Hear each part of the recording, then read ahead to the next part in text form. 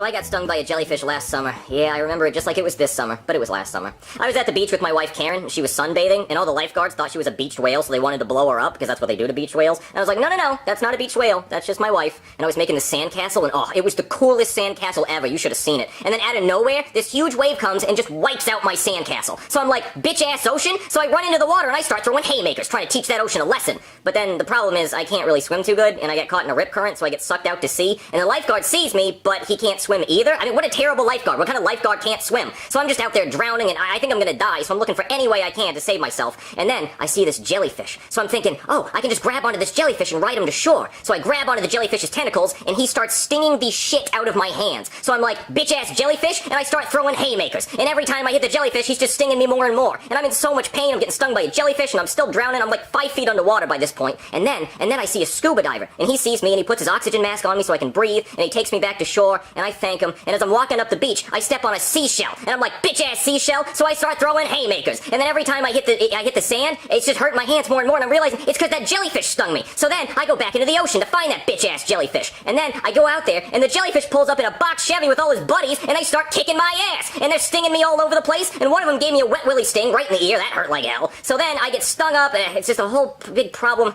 And then finally I'm done at the beach, and my wife won't even take me to McDonald's afterwards. So yeah, that's why I don't go to the beach anymore.